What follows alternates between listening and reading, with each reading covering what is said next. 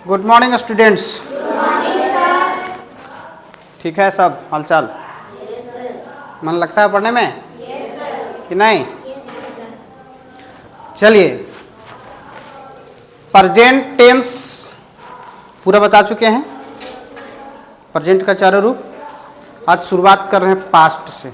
Past का पहला रूप, पास्ट का पहला है past indefinite tense. Past indefinite tense, past का मतलब ही हो गया कि अंत में था रहेगा। इस चीज को याद रखना। पास्ट का मतलब क्या हो गया कि अंत में था रहेगा। इंडेफिनिट में बताया था कि त रहता है ना, तो सिंपल है, ता के साथ था रहेगा। परिभाषा को आप देखें, यह आपका परिभाषा है। जिस हिंदी वाक्य के क्रिया के अंत में, क्रिया के अंत में ता था, क्या रहेगा? ता था, ती थी, ते थे। बहुत साधारण है। प्रेजेंट इंडेफिनिट में ता है रहता था। इस चीज को याद रखना है कि प्रेजेंट इंडेफिनिट में क्या रहता था? ता है। तो पास्ट इंडेफिनिट में क्या रहेगा? ता था। एकदम याद रखना है कि ता था, ती थी, ते थे लगा रहेगा। ठीक ना? परिभाषा, जिस हिंदी वाक्य के क्रिया के अंत में ता था, ती थी, ते थे लगा रहता है, वह वाक्य पास्ट इंडेफिनिट टेंस का होता है। कहीं कोई दिक्कत? प्रेजेंट इंडेफिनिट में ता है तो पास्ट इंडेफिनिट में ता था, बस इतना ही अंतर है, चकराना नहीं है। उसमें है रहता था, इसमें था रहेगा। ठीक है, चलिए परिभाषा के बाद हम देखते हैं इसका एग्जाम्पल ता था का। जैसे वह पढ़ता था, क्या देखो, वह पढ़ता था, ता था। इसी से ना पकड़ेंगे कि पास्ट इंडेफिनिट क्या है। वे लोग खेलते थे, ते थे। ठीक है, इसी से पकड़ लेंगे किस टेंस का है? पास्ट इंडेफिनिट टेंस का। कोई दिक्कत? जैसे पक्षियां उड़ती थी, पक्षियां उड़ते थे, ते थे। बच्चे दौड़ते थे, ते थे। हम लोग खेलते थे, ते थे। वह जाती थी, ती थी। है ना? यही देखना है, बस इतना ही सा देखना है हमको और पकड़ लेना है कि पास्ट इंडेफिनिट का है। अब आप लोग बताइए, जो हम बोलने जा रहे हैं पास्ट इंडेफिनिट का है कि प्रेजेंट इंडेफिनिट का है? बच्चे खेलते हैं, गुड, प्रेजेंट इंडेफिनिट। बच्चे खेलते थे, वह जाता था, वह जाता है। सिंपल है, कोई दिक्कत है पकड़ने में? चलिए, वेरी गुड। अब देखते हैं बनाने का नियम, है ना। ऐसे वाक्यों को हिंदी से अंग्रेजी में अनुवाद करने के लिए वर्ब के दूसरा रूप का, याद रखो, वर्ब का दूसरा रूप, जिसको हम लिखते हैं V2, वर्ब के दूसरा रूप का प्रयोग किया जाता है। ठीक है, चलिए इसका अंग्रेजी अनुवाद करते हैं। कोई बड़ा चीज नहीं है, कुछ तो है नहीं, सिर्फ वर्ब का दूसरा रूप लगा देना है। कुछ लगाना है, वर्ब का दूसरा रूप। ठीक है, चलिए। पहला था वह पढ़ता था, वह का इंग्लिश ही। पढ़ना का दूसरा रूप रेड। देखिए स्पेलिंग रीड ही होता है, कि पढ़ाता रेड है यहां, है ना। दूसरा है वे लोग खेलते थे। चलिए, वे लोग का दे, खेलना का दूसरा रूप प्लेड। हो गया, बन गया, दे प्लेड। कोई दिक्कत है इसमें? हमको लगता है बहुत आसान है ना। आसान है कि नहीं? एकदम आसान है। ठीक है, सिर्फ एक बार बारीकी से आपको इसको समझना है और घर में एक बार देख के बढ़िया से समझ लेना है। ठीक ना? हम घर में हमेशा बोलते हैं गार्जियन के सामने में देखने। ठीक ना? चलिए, ये हो गया आपका पास्ट इंडेफिनिट टेंस को पकड़ने का तरीका और बनाने का तरीका। लेकिन इसके बाद इसका भी तो चार रूप बनेगा। बनता है कि नहीं? असर्टिव, नेगेटिव, इंट्रोगेटिव, इंट्रोनेगेटिव, चार रूप बनेगा। अब चार रूप कैसे बनेगा सो हम बताते हैं, एकदम बारीकी से इसको ध्यान से देख लेना है।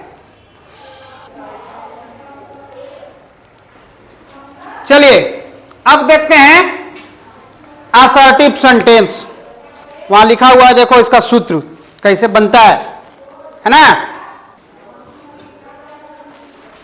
ठीक है, असर्टिव सेंटेंस को देखेंगे। ठीक ना? पहले क्या करना है? सब्जेक्ट लिखना है, वर्ब का दूसरा रूप लिखना है, ऑब्जेक्ट लिखना है, फिर कॉम्प्लीमेंट लिखना है। क्लियर? चलिए इसमें पहले छांटते हैं। सब्जेक्ट वह, वर्ब पकाना, ऑब्जेक्ट भोजन, कॉम्प्लीमेंट रात में। चलिए पहले किसको लिखेंगे, सब्जेक्ट को। कौन सब्जेक्ट है, वह का इंग्लिश क्या होगा यहाँ, ध्यान दो, थी लिखा हुआ का मतलब लड़की है, स्त्रीलिंग है ना, तो क्या होगा सी, क्या लगेगा सी। फिर लिखना वर्ब का दूसरा रूप में, पकाना का दूसरा रूप क्या होगा, कुक्ड, है ना। इसके बाद ऑब्जेक्ट, ऑब्जेक्ट क्या, भोजन, क्या हो जाएगा फूड।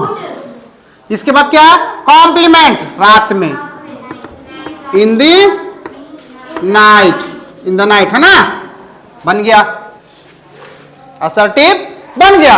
चलिए दूसरा नेगेटिव, दूसरा क्या है नेगेटिव। नेगेटिव का सूत्र आप देख लेंगे क्या होगा। सो पहले सब्जेक्ट लिखेंगे, पहले सब्जेक्ट लिखेंगे, इसके बाद इसमें डीड लगता है, नोट के साथ हमेशा डीड आएगा, डीड लगेगा तब नोट लगेगा।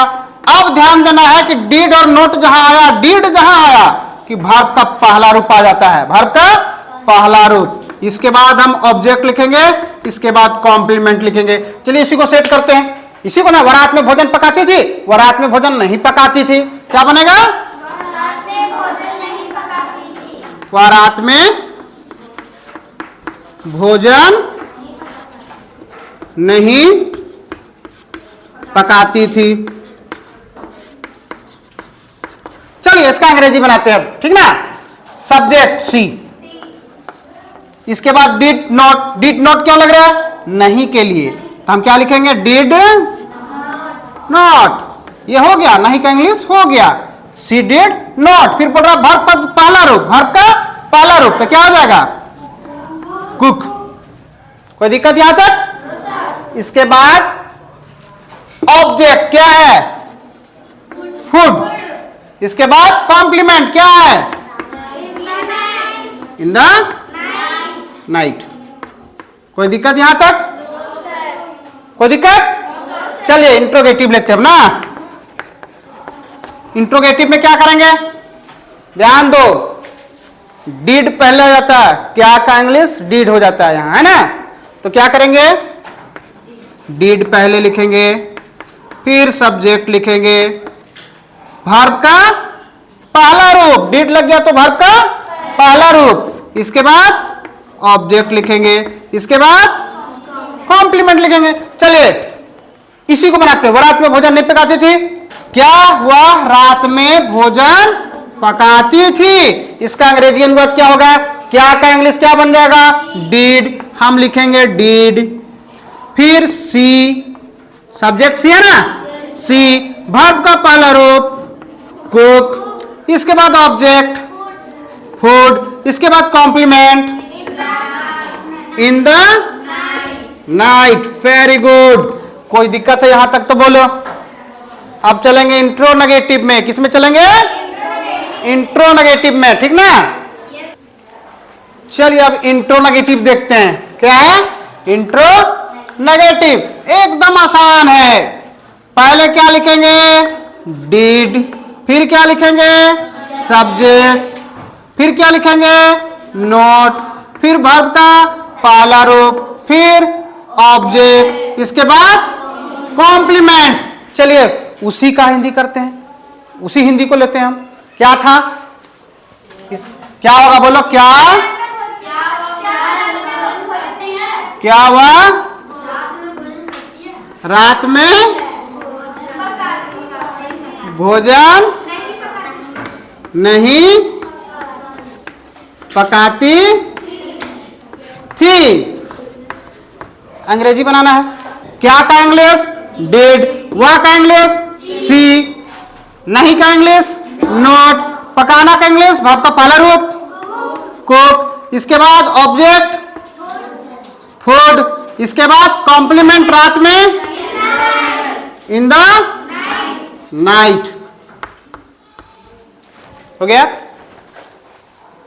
हमको लगता है कि सबसे आसान तुमको यही लग रहा होगा, अभी लग रहा है ना। डिड लगा देना, वर्ब का पहला रूप। देखो पहला टेंस जो तुम्हारा था प्रेजेंट इंडेफिनिट टेंस, उसी को पकड़ने में थोड़ा सा दिक्कत होता है। इसके बाद किसी भी टेंस को पकड़ने में दिक्कत नहीं होता है ना।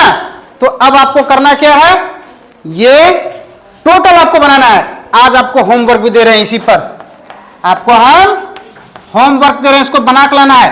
5 ट्रांसलेशन दे रहे हैं, 5 दे रहे हैं, ठीक ना। पांचों का चर्चा रूप बनाना है, पांचों का चर्चा रूप बनाना है, इसमें भी डालना और लिख के हमको व्हाट्सएप भी कर देना, है ना। चलिए हम लिखते हैं ट्रांसलेट इनटू इंग्लिश। पहला, मैं घर जाता था। दूसरा, तुम पत्र लिखते थे। तीसरा, राहुल मैदान में दौड़ता था। चौथा, बच्चे मैदान में फुटबॉल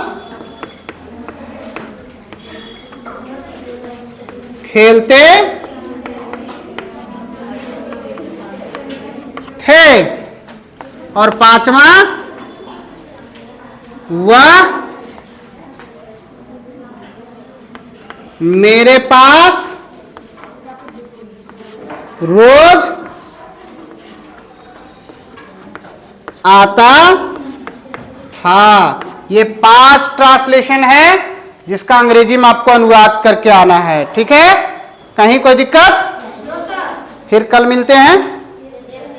क्या हो गया ना? चलिए बहुत बहुत धन्यवाद।